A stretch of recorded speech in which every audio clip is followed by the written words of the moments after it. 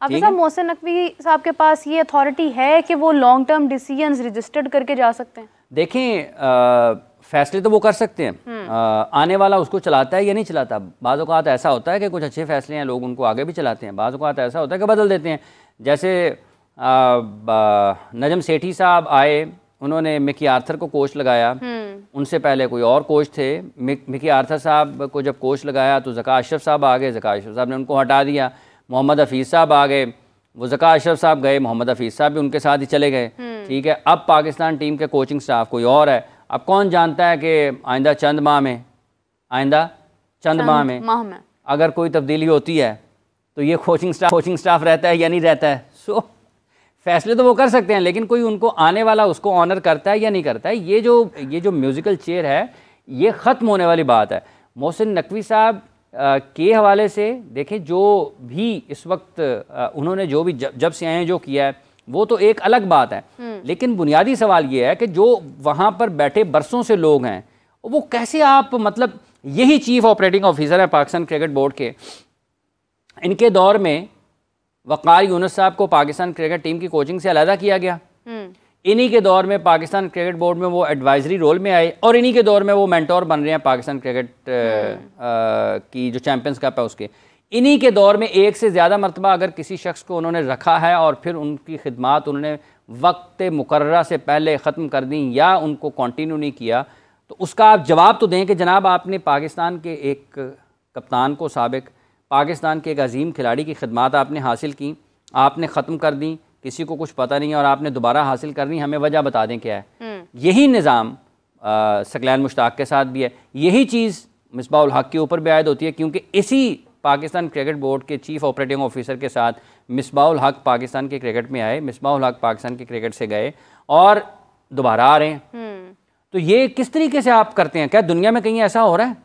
वो champions cup की photo में जारी कर दी, मतलब पता नहीं क्या इससे हमने साबित करना है। दुनिया तो परेशान हो रही है हाफिज साहब। दुनिया भर से केविन की बात की है, अभी आज हम देखें तो माइकल वॉन ने भी कहा है कि पाकिस्तान के अंदर हो क्या रहा है, तमाम लोग परेशान हैं। चेयरमैन साहब खुद कह रहे हैं कि ये क्या हो रहा है। बुनियादी तौर पर ना जो लोग क्रिकेट, पाकिस्तान के क्रिकेट को पसंद करते हैं ना, उनके दिल पे तकलीफ हो रही है। जिन्होंने पाकिस्तान के साथ मुश्किल वक्त देखा है क्रिकेट के अंदर, कि पाकिस्तान को एक मुश्किल हरीफ जाना है, वो क्यों वो तकलीफ हो रही है। देखें, मुसाबकत की फ़िज़ा आपकी क्रिकेट की वैल्यू, अहमियत क्यों है?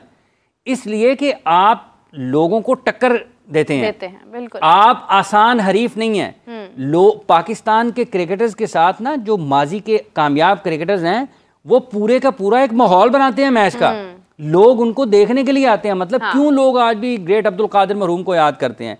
क्यों लोग वसीम अकरम, वक़ार यूनुस, इमरान खान को याद करते हैं? क्यों शुएब अख्तर आज भी दुनिया क्रिकेट की तारीख के तेज तरीन फास्ट बॉलर हैं। क्यों उनको लोग याद करते हैं? भाईजान, उन्होंने लोगों को अपने साथ इंगेज किया है। लोग आज भी उनको खेलते हुए, उनके जो पुराने मैचेस देखते हैं तो लोग लुत्फानंदोज होते हैं। क्यों लोग सईद अनवर को याद करते हैं? क्यों जावेद मियादाद को, इंजमामुल हक को, मोहम्मद यूसुफ को, उनके खेल की वजह से ज़हीर अब्बास को क्यों याद करते हैं? इसलिए याद करते हैं कि उन्होंने मुश्किल हरीफ जो थे, बड़े बड़े बॉलर्स दुनिया के, मुश्किल मैचेस में अपनी टीम के लिए परफॉर्मेंसेस दी हुई हैं। इस वजह से लोग याद करते हैं। और लोगों को फिर ये जो आपका कंपटीशन है ये कम होता है, डिक्लाइन आता है, तो लोगों को तकलीफ होती है। क्योंकि वर्ल्ड क्रिकेट में एक बड़ी टीम जिसका माजी बहुत शानदार है, जब उसका मुकाबले की और मुसाबकत की फिजा में कमी आएगी तो लोगों को तकलीफ होगी। क्योंकि लोग 8 घंटे अगर वनडे मैच, पूरे दिन का टेस्ट मैच का एक दिन का खेल, या 4 घंटे के T20 मैच को जब देखने के लिए बैठते हैं, वो इसलिए नहीं बैठते हैं कि एक तरफा मैच हो जाएगा। वो ये चाहते हैं कि 40 ओवर अगर T20 मैच है तो 40 ओवर आपको इतना जानदार मुकाबला देखने को मिले कि आखिरी गेंद तक पता ना चले कि कौन फतेहयाब होगा, कौन जीतेगा, कौन हारेगा। यही वनडे क्रिकेट में है और यही टेस्ट मैच क्रिकेट में है कि आखिरी दिन तक आपको, आखिरी सेशन तक लोग लड़ते हुए नजर आए फतह के लिए। फैसला होना लोगों के लिए मुश्किल हो जाएगा, यार कौन जीतेगा। ये वो चीज़ें हैं जिसकी पाकिस्तान के क्रिकेट में आज शिद्दत के साथ कमी महसूस की जा रही है। और ये सारे का सारा जो खराबी है, ये एक दिन में नहीं आई, ये बरसों से कमाई हुई मेहनत, बरसों से हमने मेहनत की है इसके लिए, इस तबाही के लिए, इस बिल्डिंग को, इस इमारत को जो कि कामयाब थी और लोग इस पर खड़े होकर दुनिया का जायज़ा लेते थे, नज़ारा करते थे। इस इमारत को हमने बड़ी मेहनत से गिराया, मुसलसल ख़राब फैसलों से गिराया है, मुसलसल मेरिट का कत्लेआम करके गिराया है, मुसलसल पसंद नापसंद के ऊपर फैसले करके इस इमारत को हमने ज़मीन बोस किया है। और अभी भी उसके मलबे पर बदकिस्मती की बात यह है कि उस इमारत के मलबे पर खड़े होकर भी हम ये एहसास नहीं कर रहे हैं कि पाकिस्तान की क्रिकेट के साथ क्या हो रहा है। सिर्फ और सिर्फ ये जो 5 मेंटोर्स बने हैं ना, यही पूछ लेते कि हमारा काम क्या है, हम क्या करेंगे। आप हमें इतनी भारी मुआवजों के ऊपर ले रहे हैं, इनके मुआवजे सुनेंगे आपकी आंखें खुल जाएंगी कि आप पूछें कि भाईजान आप मुझे इतने पैसे दे रहे हैं, मैंने क्या करना है पाकिस्तान के क्रिकेट के लिए। और वो कहें जी आपने मेंटोर बनना है, इतने दिन आपने साल में, कैसे करना है, कैसे करना है। ठीक है, हम एक शो करते हैं 40, 45, 50 मिनट का, 40 लोग साथ में इंगेज होते हैं, ये करना है, वो करना है, उसको फ़ोन मिलाना है, उसको करना है, ये बात होगी, ये बात होगी, उसने ये कहा, उसने ये कहा, ये खबर चल रही है, वो चल रही है, एक सिस्टम है ना, उसको लगा लिया, उसको लगा लिया। लोगों के लगाने से कहाँ पे, क्या लोगों की पहले तादाद कम है? 5 आपने मेंटोर्स लगा लिए हैं, ठीक है, जिसने कहा है, जिसने माना है, वो एक अलग उसका निज़ाम है। अभी लास्ट ईयर की बात है, आप कहते थे कि ये चेहरे याद कर लें, आप क्यों कहते थे? इस वजह से कहता था, ये सारे जो लोग हैं इन्होंने क्रिकेट खेलने के दौर में पाकिस्तान के लिए बड़ी अच्छी क्रिकेट खेली है।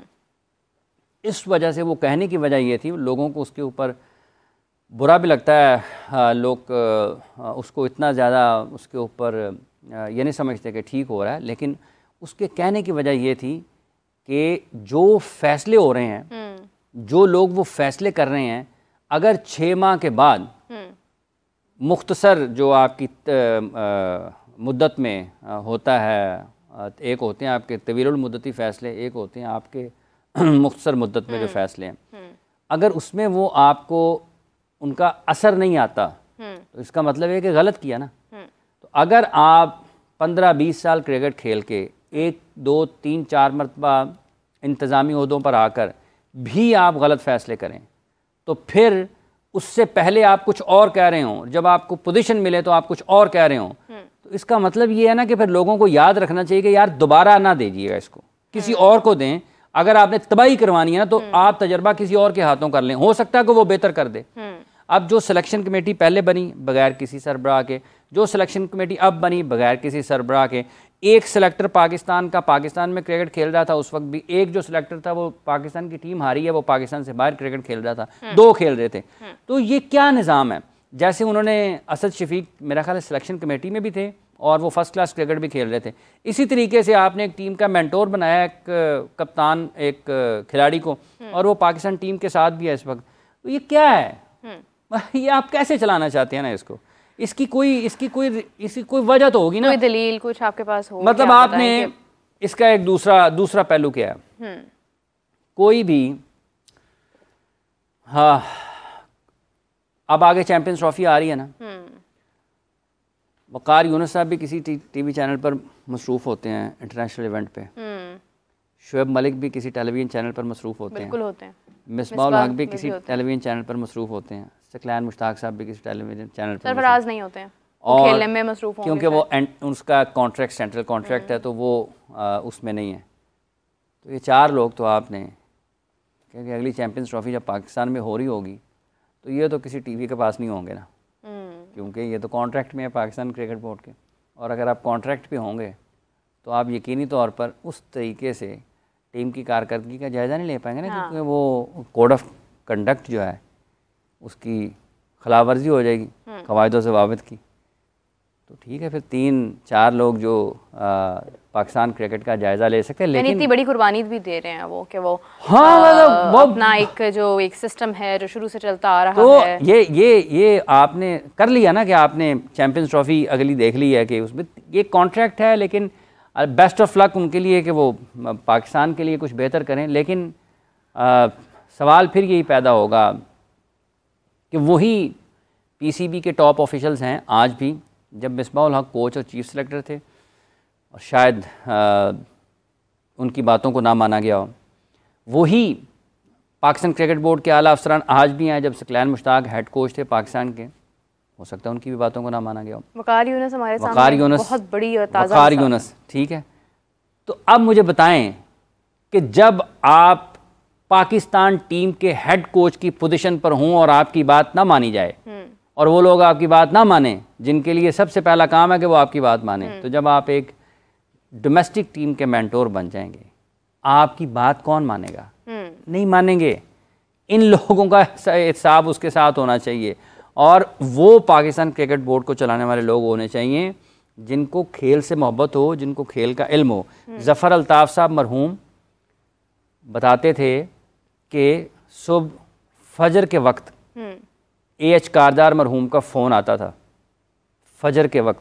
कहते फजर के कुछ देर बाद फ़ोन आ जाता, तो कहते मैं फ़ोन उठाता था, बॉस। कहते तुम्हें कैसे पता है मेरा फ़ोन? कहते कि इस वक्त आपके अलावा कोई फ़ोन नहीं कर सकता। वो थे ना टेलीफोन। हाँ, तो उन्होंने कहा बॉस इस वक्त, उस वक्त CLI भी नहीं होती थी, तो पहले खाली फ़ोन थे, फिर तरक्की हुई, वो आए कि नंबर देख लिए कौन है, ठीक है, बिल्कुल। उन्होंने कहा फ़ोन आ बॉस मरहूम ज़फ़र अल्ताफ़ साहब। कहते तुम्हें कैसे पता लगा कि मेरा फ़ोन होगा? कहते वहाँ इस वक्त आपके अलावा कोई फ़ोन नहीं कर सकता। वो उन लोगों की ज़रूरत है। अंडर 19 में, सही बात है, पाकिस्तान की अंडर 19 टीम के उन्होंने कप्तान बनाना था किसी को। मरहूम एच कारदार साहब ने, चले मैं नाम भी बता ही देता हूँ क्योंकि ये कोई ऐसी चीज़ नहीं है, अज़हर खान साहब जो हैं उनको पाकिस्तान अंडर 19 का कप्तान बनाना था। उनको बुला लिया गया इंटरव्यू के लिए। वो मेरा ख्याल है गवर्नमेंट कॉलेज में पढ़ते थे। जब वो गवर्नमेंट कॉलेज में पढ़ते थे तो उनको बुला लिया गया कि अंडर 19 टीम का कप्तान बनाना। तो आपको हैरानी होगी कि उन्होंने एच कारदार मरहूम ने उनसे, अज़हर खान साहब से जिनको वो पाकिस्तान टीम का अंडर 19 का कप्तान बनाने जा रहे थे, उनसे उनकी क्रिकेट के बारे में कोई बात ही नहीं पूछी। पूछा क्या? हाँ भाई क्या पढ़ रहे हो, मज़ामीन कौन कौन से हैं, पाकिस्तान का बजट जो है वो कितना है, पाकिस्तान का फ़लाँ बजट के कहाँ पे खर्च होता है। जो वो पढ़ रहे थे ना, उनकी तालीम के हवाले से उन्होंने उससे सवालात किए, उन्होंने जवाबात दिए, क्रिकेट की कोई बात नहीं की, क्योंकि क्रिकेट के बारे में तो उनको रिपोर्ट पहले मिल गई हुई थी कि ये इसने इतने रन किए हैं, इतने खेले हैं, ये सलाहियत में ऐसा है, सारे बता दिया हुआ था। हाँ। उन्होंने उनसे क्या पूछा? उनकी तालीम के बारे में, कि तालीमी मामले में आप इस वक्त कहाँ पर खड़े हैं। पाकिस्तान के जो वो अभी फिल वक्त कर रहे हैं, क्या उनका दिमाग उसके साथ जस्टिफाई कर रहा है? क्या वो इतने अहल भी हैं या नहीं है, पढ़ाई लिखाई में भी कोई तवज्जो है या नहीं है? तो आप देखें कि जब आपके फैसला करने वालों में ये, और पाकिस्तान में ऐसे ऐसे लोग गुजरे हैं कि जो जर्नलिस्ट को उसके पास कोई इंटरव्यू करने के लिए आ रहा होता था ना, तो वो साथ वाले क्रिकेटर को पहले बता देते कि इसने मेरे से सवाल क्या करना है, और वो पहला सवाल वही करता था। ये क्या है कि जब आप खेल के मैदान में रहते हैं, आपको ये पता होता है कि आप क्या कर रहे हैं, क्या नहीं कर रहे हैं, और कोई अगर आपसे पूछ सकता है तो क्या पूछ सकता है। और प्रेस कॉन्फ्रेंस जब आप करते हैं ना, तो इसका सबसे पहला जो आपको जवाब, जो जहन में रखना चाहिए, वो यही है कि आप से हर वो चीज़ पूछी जाएगी जो आप जवाब नहीं देना चाहते हैं। तो आपको अपने आप को ज़हनी तौर पर इसलिए तैयार करना है, इस तरीके से तैयार करना है कि जब आप नेशनल, कौमी सतह पर, बैनुल अक़वामी सतह पर जब आप मीडिया का सामना कर रहे हैं, तो आपसे हर वो चीज़ पूछी जाएगी जो आप नहीं बताना चाहेंगे। तो आपने अपने आप को इस अंदाज में तैयार करना है कि आपने जवाब क्या देना है, किस हर सवाल का जवाब देना भी ज़रूरी नहीं होता।